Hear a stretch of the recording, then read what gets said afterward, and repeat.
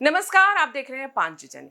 मान लीजिए क्रिकेट का मैच चल रहा हो, सामने वाली टीम को आखिरी गेंद में जीतने के लिए 1 रन की जरूरत हो और तभी गेंदबाज नो बॉल डाल दे। भारत में राजनीति को जानने समझने वालों की माने तो भारतीय राजनीति में हर पार्टी के पास ऐसे गेंदबाज मौजूद हैं जो गलत समय पर नो बॉल डालकर खुद अपनी पार्टी को मुश्किल में डाल देते हैं। कांग्रेस पार्टी के एक ऐसे ही गेंदबाज हैं, उनका नाम है सैम पित्रोदा। 8 मई 2024 तक वो ओवरसीज कांग्रेस के अध्यक्ष हुआ करते थे और अब वो पूर्व अध्यक्ष हो गए हैं। भले ही उन्होंने अब इस्तीफा दे दिया हो, पर राहुल गांधी के लिए तो अभी भी वो अंकल सैम ही हैं जिनसे वो हर मुश्किल समय पर राय लिया करते थे।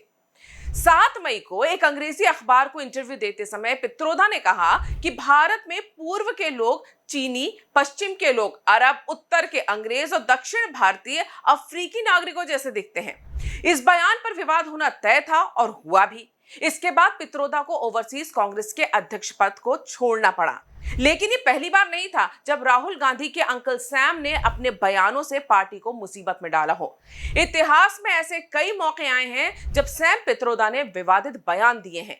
कुछ दिनों पहले की बात करें तो पित्रोदा ने विरासत कर के बारे में बात करके विवाद खड़ा कर दिया था। उन्होंने कहा था कि अमेरिका में जब किसी की मृत्यु होती है तो उसकी संपत्ति का 55% सरकार रख लेती है और 45% ही उसके वारिस को दिया जाता है। मेरे विचार से ये एक अच्छी व्यवस्था है। इसके बाद विवाद होने पर कांग्रेस ने यह कहा था कि उनका ये निजी बयान है और पल्ला झाड़ लिया था। इसी तरह 6 अप्रैल 2019 को उन्होंने कहा था कि मध्यम वर्ग को स्वार्थी नहीं बनना चाहिए, उन्हें ज्यादा टैक्स देने के लिए कमर कस लेनी चाहिए।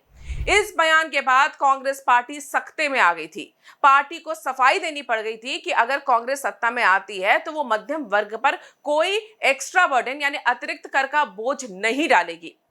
सिख विरोधी दंगों पर भी ये अंकल सैम बहुत कुछ बोल चुके हैं। 2019 की बात है, लोकसभा चुनावों के दौरान सिख दंगों पर एक बयान देकर ये फंस चुके हैं। 10 मई 2019 को उन्होंने ये कहा था कि अब क्या है 1984 का, जो हुआ सो हुआ। भाजपा ने 5 साल में क्या कर लिया उसकी बात करें। 84 में हुआ तो हुआ, आपने क्या किया। सैम पित्रोदा का ये जो हुआ तो हुआ है बहुत वायरल भी हुआ और कांग्रेस को इससे नुकसान भी हुआ। उसके बाद सैम अंकल की किरकिरी हुई सो अलग, और आज तक ये हुआ तो हुआ उनका पीछा नहीं छोड़ रहा है। कांग्रेस को इस बयान से भी किनारा करना पड़ा था और पित्रोदा को माफी मांगनी पड़ी थी।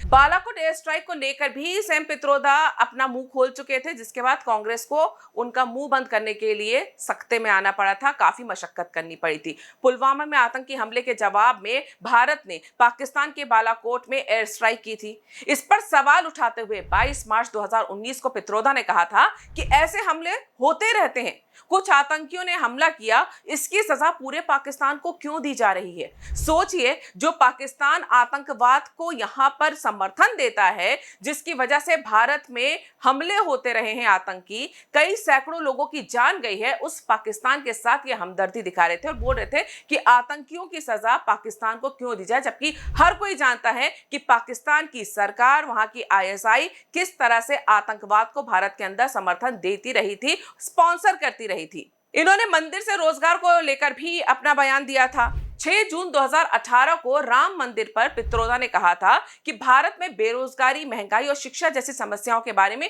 कोई बात ही नहीं करता। हर कोई राम, हनुमान और मंदिर की बात करता है। मंदिर बनाने से लोगों को रोजगार नहीं मिलेगा।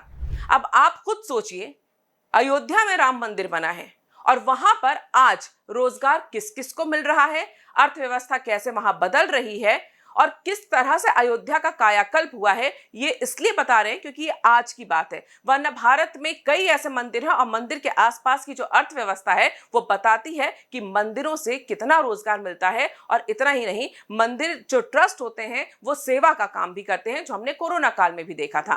तो सैम पित्रोदा ऐसी बातें करते रहते हैं जो खास तौर से भारत के बहुसंख्यक समुदाय के लिए काफी दुखदाई होती हैं, उन्हें परेशान करने वाली होती हैं और उनको आहत करने वाली होती हैं। और उसके बाद कांग्रेस सफाई देती रहती है। लेकिन इस बार सैम पित्रोदा को इस्तीफा देना पड़ा, लेकिन कहा तो यही जा रहा है कि ये तो एक सैम पित्रोदा है। कांग्रेस के अंदर राहुल गांधी के आसपास ऐसे कई सैम पित्रोदा हैं जो फिलहाल उनको इसी तरह का ज्ञान देते रहते हैं और कांग्रेस के गर्त में जाने का कारण भी वही बन रहे हैं। आपको ये वीडियो कैसा लगा हमें कमेंट करके जरूर बताइएगा और हमारे इस चैनल को सब्सक्राइब जरूर करिए। धन्यवाद।